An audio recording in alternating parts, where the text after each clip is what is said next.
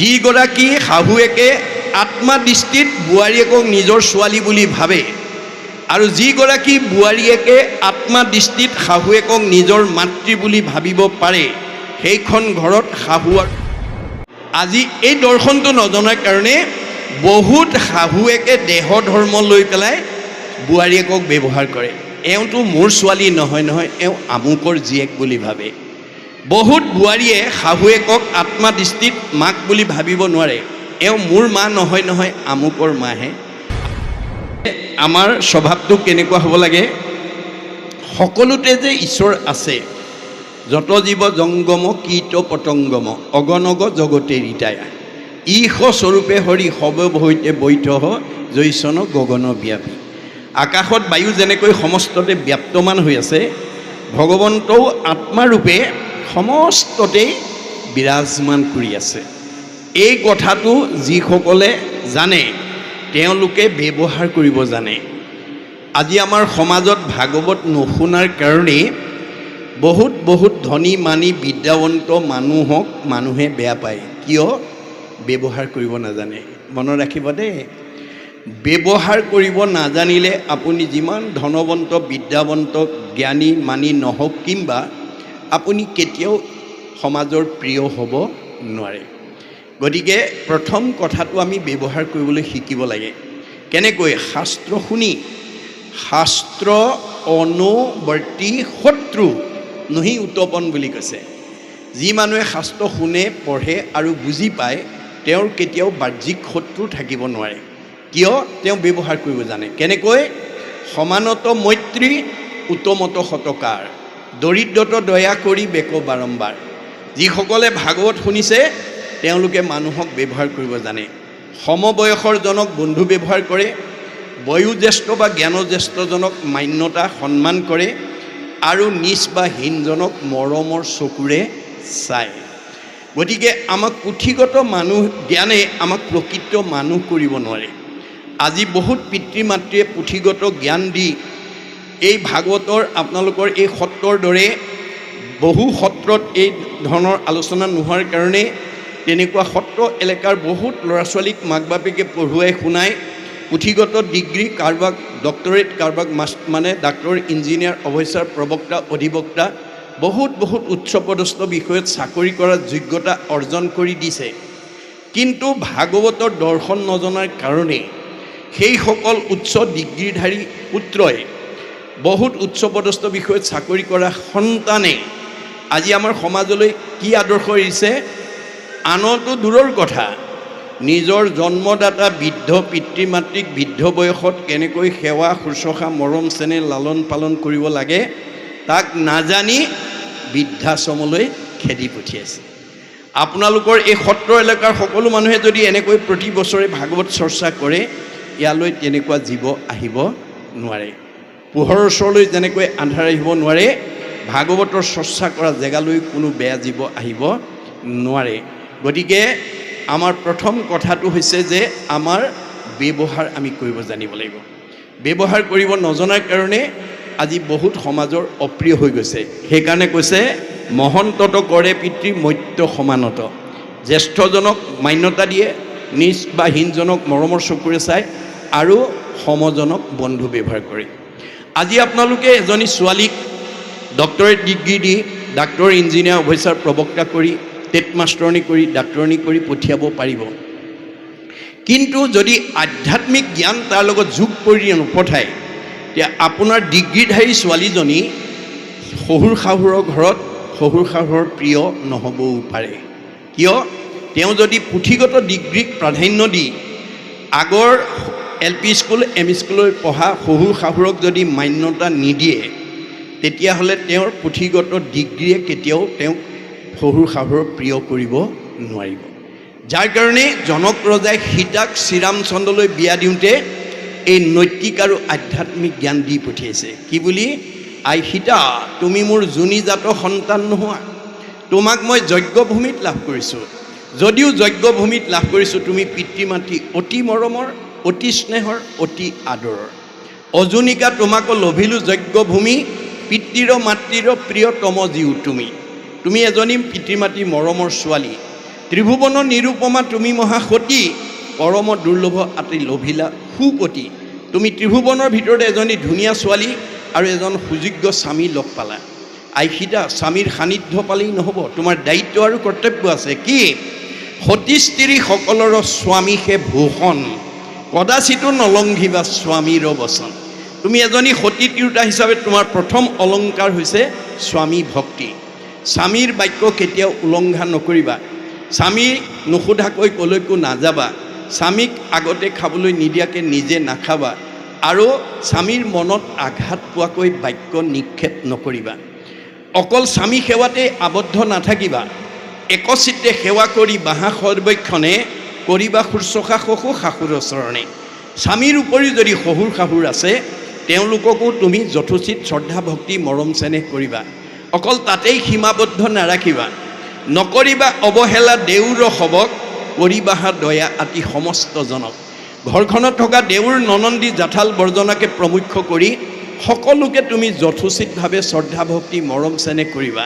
তেতিয়া কি হ'ব? তেবে তজু শুদ্ধ যশ বাঢ়িব সংসাৰে, ইহ পৰ লোকে সুখ মিলিব তোমাৰে। তেতিয়া তোমাৰ আচৰণ ব্যৱহাৰ মৰম চেনেহত সন্তুষ্ট হৈ শহুৰ শাহুৰে সমাজক ক'ব যে মই কামদেৱাল অঞ্চলৰ পৰা এজনী বৰ ভাল বোৱাৰী বিয়া কৰে। গতিকে এজনী ছোৱালীৰ আচৰণে গাঁওখনৰ সমাজখনৰ বংশৰ মৰ্যাদা কঢ়িয়াই আনিব। আৰু এইখন সত্ৰৰ এলেকাৰ পৰা বহুত ছোৱালী ভৱিষ্যত বিয়া হোৱাৰ পথ প্ৰশস্ত হ'ব। গতিকে আমি ভাগৱতৰ আদৰ্শৰে আমি যাতে উঠি অহা প্ৰজন্মক আগুৱাই নিব পাৰোঁ, তাৰ প্ৰতি আপোনালোকে গুৰুত্ব দিব লাগিব। তাৰপিছত কৈছে, দুখিত কৰোণা ক্ষমা কৰিবে বিপক্ষত, সেইজন জানিবা মধ্যম ভাগৱত।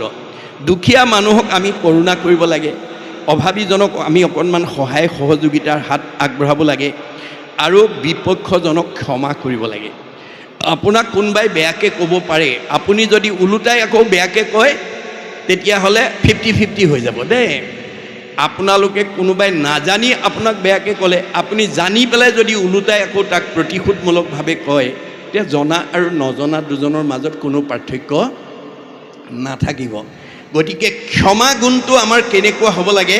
উদ্ধৱক কৈছে, মূতচিত্ত দিয়া যিটো জনমহাশয়, হানি অপমান দুখ শোকক সহয়।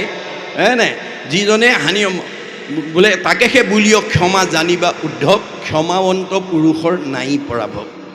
বোৱাৰীয়েকে যদি শাহুৱেকে অকণমান টানি কোৱা কাৰণে বোৱাৰীয়েকে যদি ভাবে প্ৰভু শাহুৱে মোক কোৱা নাই তোমাক কৈছে, তুমি ব্যৱস্থা ল'বা, বাছ 100% শাহুৱেকৰ ব্যৱস্থা ভগৱানে লৈ ল'ব। মনত ৰাখিব কথাটো। তাকে নকৰি যদি ওলোটাই বোৱাৰীয়েও যদি শাহুৱক প্ৰতিবাদ কৰে, দুইজনী 50-50 হৈ যাব। তেতিয়া আৰু কোনো ঈশ্বৰে ল'বলগীয়া দায়িত্ব নাথাকিব। এদিন অনন্ত শয্যাত ভগৱন্ত শুই আছে। লক্ষীয়ে ভৰি মাৰ্জন কৰি মানে আচমনি কৰি আছে। এবাৰ হঠাৎ তেওঁ বিচনাৰ পৰা উঠি দৌৰ মাৰিলে। লক্ষীক কোনো কথাই নক'লে।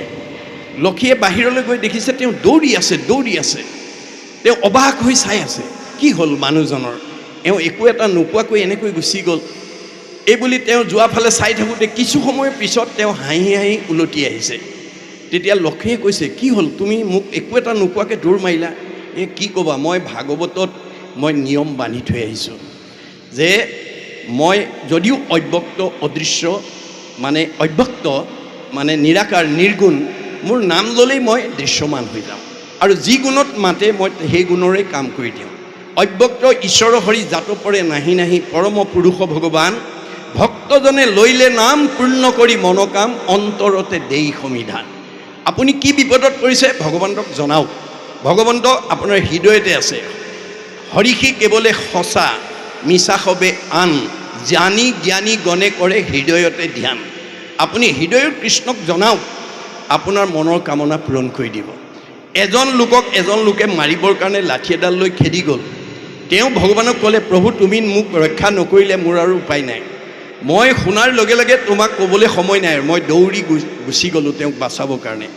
ওচৰ পাওঁতেই তেওঁ সন্মুখত লাঠি এডাল দেখি উভালি লৈ পেলাই যেতিয়া উভতি ধৰিলে, কেনেকৈ মাৰ বুলি, মই তেতিয়া গুচি আহিলোঁ। আৰু তাৰমানে তেওঁৰ দায়িত্বটো তেওঁ যেতিয়া নিজেই লৈ ল'লে, মই গুচি আহিলোঁ। আৰু মনত ৰাখিব কথাটো। গতিকে আপোনাক কোনোবাই গালি পাৰিলে বা বেয়া ব্যৱহাৰ কৰিলে আপুনি প্ৰতিবাদ নকৰিব, কৰিব পাৰিব, তেতিয়া 50-50 হৈ যাব, কোনোজনৰ মানে কম বেছ নহ'ব।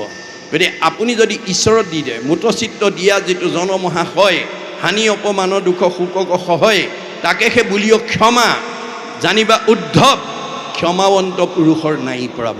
আপুনি ঈশ্বৰক দিব পাৰিব লাগিব দেই ক্ষমা গুণটো, যে মোক কোৱা নাই তোমাক কৈছে, কাৰণ আত্মাকহে কৈছে, আপোনাৰ নামধাৰী যাদৱ মাধৱ কল্পনা মাধৱীক কোৱা নাই, আত্মাক কৈছে। কোনে? আত্মাই কৈছে, আত্মাই আত্মাক কৈছে।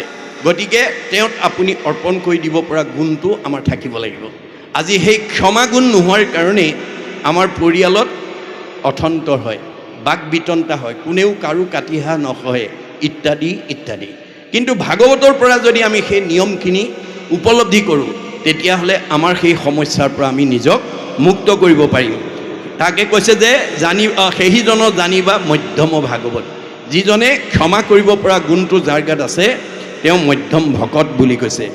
তাৰপিছত কৈছে নোপজয় ভক্তক মান্য নকৰে প্ৰাণীক, একে প্ৰতি মাত্ৰ আৰাধে হৰিক, জানিবা আৰুহ সিটো ভকত প্ৰথম, অনুক্ৰমে সিও পাছে হৈবেক উত্তম। আজি আমাৰ সমাজত বহুত মানুহে গুৰুগৃহত সোমাই ঈশ্বৰ উপাসনা শৰণ ভজনৰ মন্ত্ৰ হয়তো বহুতে নকৰে। কি কৰে? কৃষ্ণৰ ফটো এখন বা কিবা মূৰ্তি এটা ওচৰতে ধূপ এডাল জ্বলাই তেওঁ ঈশ্বৰক উপাসনা কৰে। আমাৰ ভাগৱতে কৈছে তুমি তেওঁক নিন্দা নকৰিবা, কাৰণ তেওঁৰো ঈশ্বৰৰ ওচৰত এটা ভক্তিভাৱ আছে, কিন্তু কেনেকৈ উপাসনা কৰিব লাগে সেই নিয়মটো নাজানি তেওঁ ফটোখনতে ধূপডাল ঘূৰাইছে বা মূৰ্তি এটাতে তেওঁ ধূপডাল জ্বলাই ঈশ্বৰ উপাসনা কৰিছে। তেওঁকো নিন্দা নকৰিবা, তেওঁ আৰুহ অৱস্থাত আছে, তেওঁ ভক্তিৰ মানে পথত গতি কৰি আছে। জানিবা আৰুহ সিটো ভকত প্ৰথম স্তৰত থকা ভকত সেইজন। মনত ৰাখিব, সেইটো প্ৰাকৃত ভকত বুলি কয়, যাৰ ঈশ্বৰৰ ওপৰত শ্ৰদ্ধা আছে, কিন্তু কেনেকৈ ঈশ্বৰক উপাসনা কৰিব লাগে ভাগৱত নুশুনাৰ কাৰণে তেওঁ সাধাৰণ ফটো, কৃষ্ণ ফটো এখন বা কৃষ্ণ মূৰ্তি এটাতে ধূপ এডাল জ্বলাই উপাসনা কৰিছে। আমি সেইজনকো নিন্দা কৰিবলৈ মানা কৰিছে ভাগৱতে, কিয়? তেওঁৰ ভক্তিৰ পথত আৰুহ হৈ আছে, আগবাঢ়ি গৈ আছে। তাৰপিছত কৈছে অনুক্ৰমে সিও পাছে হৈবেক উত্তম, আৰু সেইজনে যদি আজিৰ দৰে অনুষ্ঠানত আহে তেওঁ উত্তম ভগতৰ শাৰীলৈ উত্তৰণ হৈ গুচি যাব। মনত ৰাখিব কথাটো।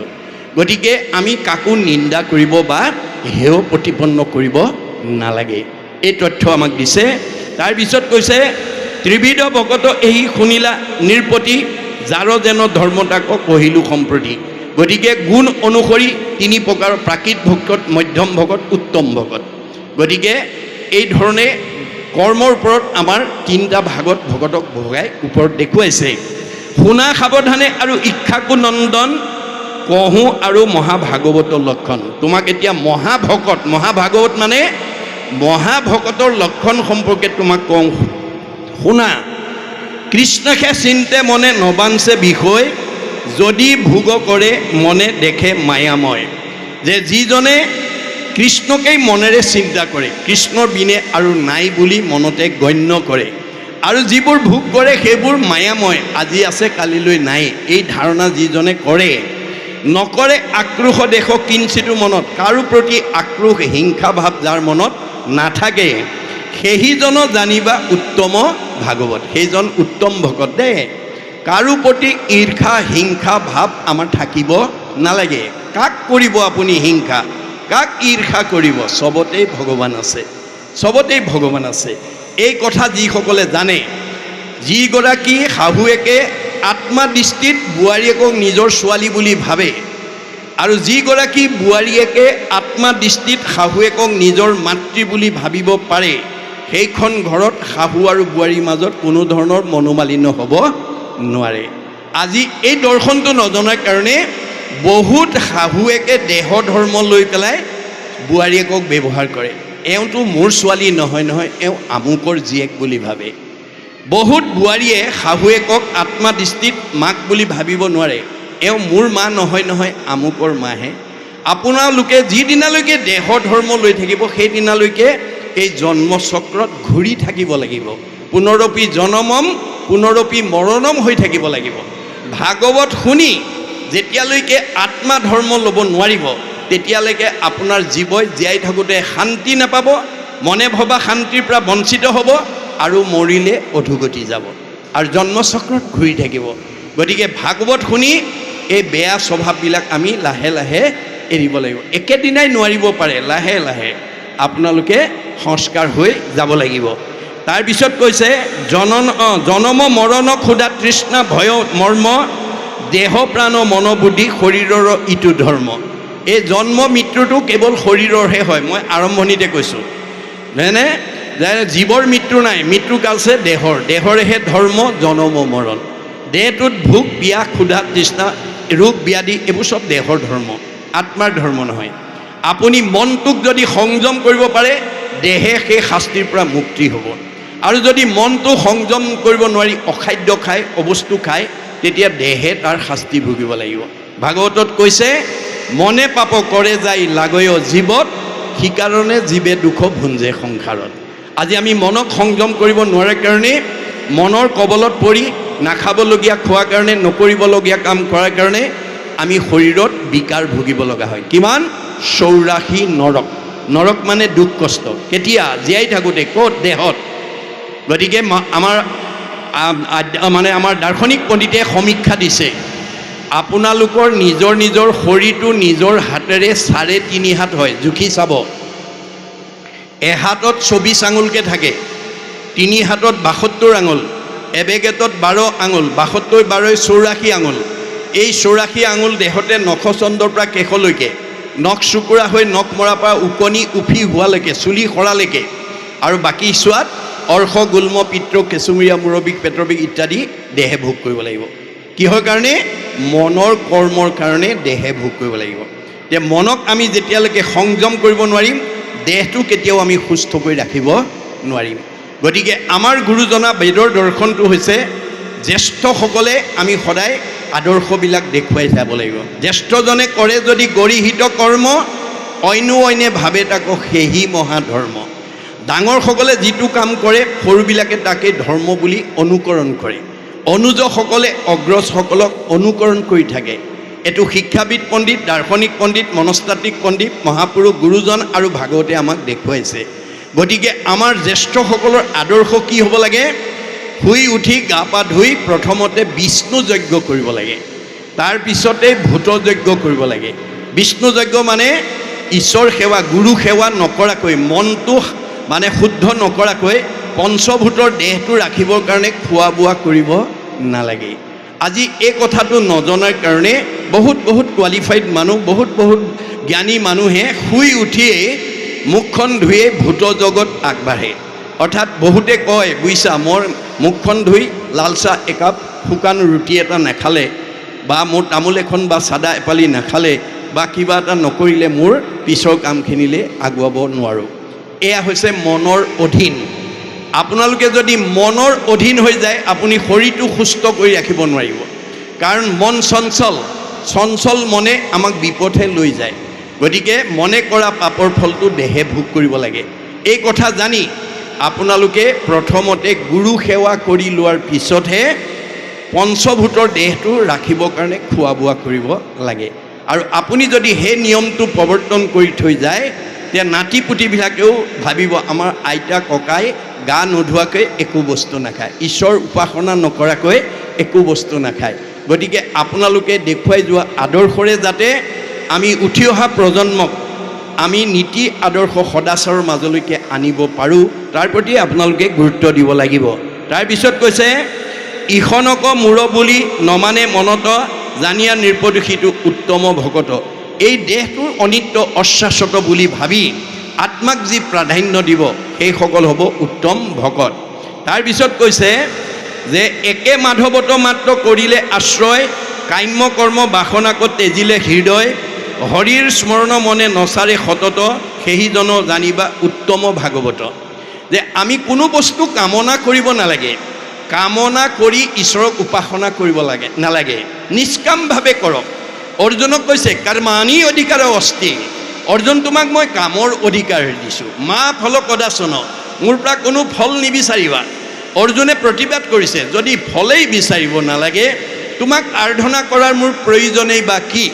তেতিয়া কৃষ্ণই হাঁহি পেলাই উত্তৰ দিছে, কৃষ্ণে বোলে শুনাত আৰু হেতু মহাবল, নুখুজিলে ঈশ্বৰে আপুনি দেন্ত ফল। তুমি নুখোজাকে মই দিম অৰ্জুন, তুমি মোৰ পৰা কোনো খুজিবা, তুমি নুখোজাকে দিয়া বোলে।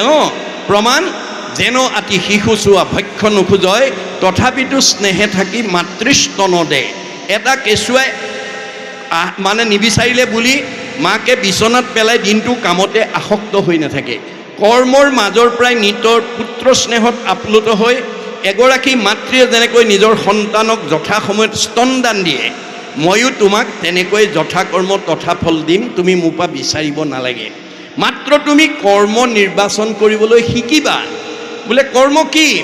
বেদে যাক বিহি আছে তাকে বোলে কৰ্ম, বেদে যাক নিষেধ দিছে সেইটো অকৰ্ম, অকৰ্ম আচৰিলে মিলে বিকৰ্ম পাতেক।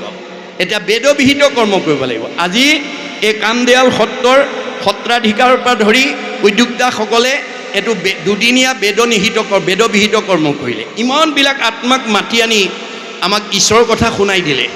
গতিকে আমাক জন্ম জন্মান্তৰৰ কাৰণে অক্ষয় পুণ্য অৰ্জন কৰাৰ সৌভাগ্য দি দিলে। এইটো বেদবিহিত কৰ্ম। বেদে যাক নিষেধ দিছে সেইটো কৰ্ম। বেদে কি কৈছে? যত দেখা ভূত প্ৰাণী সবাহাকে বিষ্ণু মানি, হিংসা এৰি কৰা উপকাৰ। মই চবতে আছোঁ দেই, পাৰিলে কাৰোবাক উপকাৰ কৰিবা, কাকো হিংসা নকৰিবা। আপুনি সেই কথা জানিও যদি কাৰোবাক হিংসা কৰে তেতিয়া আপোনাৰ কি হ'ব? পাপ আয় পৰপীড়ন, তেতিয়া পাপ হৈ যাব, তেতিয়া দুখ কষ্ট ভোগ কৰিব লাগিব। আমাৰ নিয়মবোৰ নজনাৰ কাৰণেই আজি আমাৰ উঠি অহা প্ৰজন্মই বিপদগামী হৈছে। আপোনালোকে যদি এই আদৰ্শৰে যদি ভাগৱতৰ বিষয়বস্তুখিনি যদি আমাৰ পুংখানুপুংখভাৱে উঠি অহা প্ৰজন্মক আমি যদি জনাব পাৰোঁ, তেতিয়া ইয়াতেই আপোনালোকে বৈকুণ্ঠৰ সুখ, স্বৰ্গৰ ভোগ, আৰু এইটো কৰিব নোৱাৰিলে নৰকৰ দুখ। সেইকাৰণে কপিলে মাকক কৈছে, স্বৰ্গ নৰক দুইকো ঐত্য দেখা আয়, কতো সুখে কতো দুখতে প্ৰাণ যায়। একেখন গাঁৱতে আছে, কোনোবাই সুখত কোনোবাই দুখত। সুখত থকাজন স্বৰ্গবাসী, দুখত থকাজন নৰকবাসী, আৰু ন কুণ্ঠা হৈ যদি আছে বৈকুণ্ঠবাসী। যে ন কুণ্ঠা হ'বলৈ হ'লে ভাগৱতৰ যিবোৰ সদাচাৰ সেইখিনি আমি জানিব লাগিব, জনাব লাগিব। তাৰপিছত কৈছে, কুলকৰ্ম বৰ্ণাশ্ৰম ধৰ্ম যত যত কৰন্তে নোপজে অহংকাৰ শৰীৰত। আমি কৰ্মবিলাক কৰোঁতে অহংকাৰ শূন্যভাৱে কৰিব লাগে দেই, অহংকাৰ ভাৱেৰে নহয়। আমি অহংকাৰ শূন্যভাৱে কৰিব লাগে। অহংকাৰী মানুহক কোনেও ভাল নাপায়। সেইকাৰণে আপুনি নিজক যদি সমাজত প্ৰতিষ্ঠা কৰিব বিচাৰে, অহংকাৰ শূন্যভাৱে আপুনি আগবাঢ়ি যাব। যাৰ কাৰণে দাৰ্শনিক পণ্ডিতে কৈছে, to become great one we must be humble. আমি সমাজত নিজক প্ৰতিষ্ঠা কৰিবলৈ হ'লে আমি নম্ৰ ভাৱৰ হ'ব লাগিব। অহংকাৰী মানুহক কোনেও ভাল নাপায়। আমাৰ জীৱনলৈ 5টা বস্তুৱে অহংকাৰ আনে, মনত ৰাখিব বেদৰ মতে দেই। জাতি বিদ্যা মহতঞ্চ ৰূপ যৌৱনম এবচ যত তৎ স্তুতি বৰ্ধেত পঞ্চতৈ ভক্তি কণ্টকঃ। এই 5টা অভিমানে যদি আপোনাৰ হৃদয়ত অৱস্থান কৰি থাকে, আপুনি কেতিয়াও আজিৰ দৰে অনুষ্ঠানলৈ আহি ঈশ্বৰৰ কথা শুনিব নোৱাৰিব। 1 নম্বৰ জাতি। মই নিজকে উচ্চ জাতি বুলি ভাবি পেলাই যদি আপুনি জাতিক লৈ গৰ্ব কৰে, তেতিয়া সাধাৰণ মানুহৰ লগত সেইজন মানুহে ভগতি কৰিব নোৱাৰিব। বিদ্যা, মই গাঁওখনৰ ভিতৰত মোতকৈ ডিগ্ৰীধাৰী মানুহ আৰু দ্বিতীয় নাই, এই বুলি পুথিগত ডিগ্ৰীক লৈ যদি কোনোবাই অভিমান কৰে, তেওঁ সাধাৰণ মানুহৰ লগত বহি ভক্তি কৰিব নোৱাৰে। মহতঞ্চ, মই গাঁওখনৰ ভিতৰত আটাইতকৈ ধনী মানুহ বুলি লগত নিব নোৱাৰা ধন সম্পত্তিক লৈ যদি গৰ্ব অহংকাৰ কৰে, তেওঁ লগত নিয়া ধন ঘটা ভক্তি পথৰ পৰা আঁতৰি থাকিব লাগিব, তেওঁ ভক্তি কৰিব নোৱাৰে। ৰূপ, আমাৰ কিছুমান মানুহ বগা চগা ধুনীয়া হ'লে কোলা ফালে নাচায়েই, নামাতেই। তেনেকুৱা স্বভাৱ আছে যদি এৰিব দেই। কাৰণ আপুনি যদি এই কামদেৱাল অঞ্চলত এগৰাকী ধুনীয়া ছোৱালী, বগা চগা ধুনীয়া ল'ৰা, বগা বোৱাৰী এজনী হৈ বা এজন মতা মানুহ বা মাইকী মানুহ হিচাপে যদি বসবাস কৰিছে, এয়া আমাৰ পূৰ্বজন্মৰ সাধনাৰ ফল। গতিকে আমি পূৰ্বজন্মত এনেধৰণৰ সুন্দৰ জীৱন যাপন কৰিবৰ কাৰণে ভগৱানক সাধনা কৰাৰ কাৰণেহে আমি এই জন্মত সেই অৱস্থাৰ প্ৰাপ্ত হৈছোঁ। যদি আমি সেই কথা নুবুজোঁ, তেতিয়াহ'লে আমাক সুন্দৰক বান্দৰ কৰিবলৈ ভগৱানৰ বেছি সময় নালাগে। নাৰদকো বান্দৰ কৰি পেলাইছিল অভিমান কৰাৰ কাৰণে। এই তথ্য আমাক দিছে। তাৰপিছত কৈছে যে হৰি কথা তেজিও আনত নেদৈ মন, কৈলো ভকতৰ ৰাজা যেন প্ৰৱৰ্তন। আমাৰ হৰি কথা বিনে অন্য কথাত আমি গুৰুত্ব দিব নালাগে। কুল কৰ্ম বৰ্ণাশ্ৰম ধৰ্ম যত যত কৰন্তে নোপজে অহংকাৰ শৰীৰত, হৰি স্মৰণেষে যাৰ জনয় মনত, চিনিবা নিৰ্পতি সিটো মহাভাগৱত। যি সদায় ঈশ্বৰক চিন্তা কৰি থাকে কৰ্ম কৰোঁতে যাত্ৰা কৰোঁতে। আপোনালোকে যাত্ৰা কালত ঈশ্বৰৰ নাম লৈ যাত্ৰা কৰিবলৈ ল'ৰা ছোৱালীক শিকাব। কৰ্মবিলাক কৰোঁতে ঈশ্বৰক অৰ্পণ কৰিবলৈ ক'ব। যত ধৰ্ম কৰ্ম কৰা কৃষ্ণত অৰ্পণ, তেবে অপ্ৰয়াসে সিজিবে কম প্ৰয়োজন। আমাৰ মনৰ কামনা ঈশ্বৰেহে পূৰণ কৰিব, আপুনি নিজে কৰিব নোৱাৰে। সেইকাৰণে আপুনি সকলো কৰ্ম ঈশ্বৰত অৰ্পণ কৰাৰ আদৰ্শৰে নিজেও কৰে, যাতে পৰিয়ালটোৱে বা সমাজৰ লোকসকলে যাতে সেইধৰণে আগবাঢ়ি যায় তাৰ প্ৰতি গুৰুত্ব দিব লাগিব। তাসম্বাৰ যেন চিহ্ন পুচিলা নিৰ্পতি, দিলোহো সিদ্ধান্ত তাক শুনিলা সম্প্ৰতি। যে এতিয়া আমাৰ সপ্ৰেম ভক্তিৰ যিখিনি কথা তুমি মোক সুধিলা, মই সকলো কথা তোমাক বিতংকৈ ক'লোঁ। এবে তাসম্বাৰ শুনা যিমত স্বভাৱ, কি কহিব ভকতৰ পৰম প্ৰভাৱ। যে ভকত হ'ব পাৰিলে তাৰ মহিমা কথা কৈ অন্ত কৰিব নোৱাৰি। নকৰে আপোন পৰ বুদ্ধিধন বিদে, সমস্তৰে একে আত্মা জানে যিটো চিত্তে। আত্মা দৃষ্টিত আমি সকলো সমান। এই ভাৱনাটো যিদিনা আমাৰ সৃষ্টি হ'ব, সেইদিনা আমি জীৱন্ত মুক্ত হৈ যাম। সকলো লোকৰ সম ভাৱ নিৰূপম, জানিবা নিৰ্পটো সিটো ভকত উত্তম। আত্মা দৃষ্টিত আমি সকলো সমান। দেহৰ মতা মাইকী আছে, বগা ক'লা আছে, ওখ চাপৰ আছে, আপোন পৰ চুটবোৰ আছে, আত্মাৰ নাই। আত্মা কেনেকৈ আছে? ঋগ্বেদত কৈছে কেশাগ্ৰ শতভাগস্য শতাংশ স্বাদিচাত্মক, জীৱ সূক্ষ্ম অৰূপ অয়ং সংখ্যাদিটো হি চিৎকণ। আমাক যদি কোনোবাই সোধে যে পৰম ব্ৰহ্মৰ অংশ আমাৰ দেহ জগতত কিমান পৰিমাণে আছে, তেতিয়া আমি ঋগ্বেদক দোহাই দি ক'ব লাগিব, চুলিৰ আগ এডাল 10,000 ভাগ কৰি এভাগ ল'লে যিমান সূক্ষ্ম অণু হয়, সিমান সূক্ষ্ম অনুৰূপে গুৰি পৰুৱাত যিমান, হাতীটিটো সিমান, বুঢ়া মানুহত যিমান, কেঁচুৱা ল'ৰাটোতো সিমান। দেহৰহে বুঢ়া কেঁচুৱা আছে, দেহৰহে ডাঙৰ সৰু আছে, আত্মাৰ নাই। এই কথাখিনি যাতে আমি উঠি অহা প্ৰজন্মক ভাগৱতৰ মাজেদি যাতে উপলব্ধি কৰাই দিব পাৰোঁ, তাৰ প্ৰতি যত্ন কৰিলেই আমাৰ জীৱনৰ সাৰ্থকতা হ'ব। এই দুদিনৰ কাৰ্যসূচী অৰ্থাৎ যজ্ঞ পূৰ্ণাংগ কৰিবৰ কাৰণে আপোনালোকৰ এই কামদেৱাল অঞ্চল সত্ৰৰ অঞ্চলত বাস কৰা লোকৰ অক্ষয় পুণ্য অৰ্জন কৰা এটা সৌভাগ্য। মনত ৰাখিব কথাটো, পৰম সৌভাগ্য। ভগৱন্ত স্বৰূপ ভক্তসকলক আপোনালোকে যৎপৰ নাস্তি শ্ৰদ্ধা ভক্তি কৰিব, সেৱা শুশ্ৰূষা কৰিব, আদৰ অভ্যৰ্থনা কৰিব। তাৰ কাৰণে যদি আপুনি এটা খোজ দিব পাৰে, তেতিয়া তাৰ খোজৰ মূল্য কি? পদে পদে অশ্বমেধ ফলং প্ৰাপ্নতি নিত্যস্য। ভগৱন্তে কৈছে মোৰ কামত যদি তুমি এটা খোজ আগবঢ়াব পাৰা, তেতিয়াহ'লে এই জন্মত প্ৰতিটো খোজৰ মূল্য হ'ব এটা এটা অশ্বমেধ যজ্ঞৰ সমান অক্ষয় পুণ্য। গতিকে এই কথাবিলাক নজনাৰ কাৰণে আজি বহুতে ভাল কামৰ কাৰণে আগবাঢ়ি নাহে, বা এটা সৎ কাম কৰিবৰ কাৰণে যিটো অনুৰাগ দেখুৱাব লাগে নেদেখুৱায়। কিয়নো তেওঁলোকে লগত নিব নোৱাৰা ধন ঐশ্বৰ্য সম্পত্তিৰ পিছত দৌৰি আছে। গতিকে আমি যাতে তাৰ পৰা উভতাই আনিব পাৰোঁ। আমাৰ ভাগৱতত কৈছে নেৰিবেক ধনে ধানে মানে আশকতি, নাপাইবে উদ্ধাৰ সখী যাইবে অধুগতি। আপুনি যিবোৰ বস্তু পিছত আমি গৈ আছোঁ, মাধৱদেৱে কৈছে হৰিষি কেৱলে সঁচা, মিছা হবে আন, জানি জ্ঞানী না। হৰিষি কেৱলে সঁচা মাত্ৰ, ৰাম ৰাম ৰাম ৰাম ৰাম তান্ত বিনে মিছা যত দেখি শুনি মানে। এই পৰিদৃশ্যমান জগতখনত আমি চকুৰে যিমান দেখিছোঁ, কাণেৰে যিমান শুনিছোঁ, চব মিছা। কিন্তু আমি কি কৰিছোঁ? যিটো মিছা তাক আশা কৰি ৰাম ৰাম ৰাম ৰাম ৰাম, দুৰাচাৰ ৰমন মৰস কেন অজ্ঞানে। আজি মনটো সদাচাৰ কৰিব নোৱাৰাৰ কাৰণে দুৰাচাৰ মনৰ কবলত পৰি লগত নিব নোৱাৰা ধন টকা পইচা গাড়ী মটৰ পকা ঘৰ দুৱাৰ পুত্ৰ ভাৰ্যা মানে ইন্দ্ৰিয় সুখ ভোগৰ পিছত আমি গৈ আছোঁ। আমাৰ অৱস্থা কি হ'ব? যিবিলাকে ভাগৱতৰ এই কথা নাজানি লগত নিব নোৱাৰা ধনৰ প্ৰতি গতি কৰি আছে, তাৰ অৱস্থা কি হ'ব?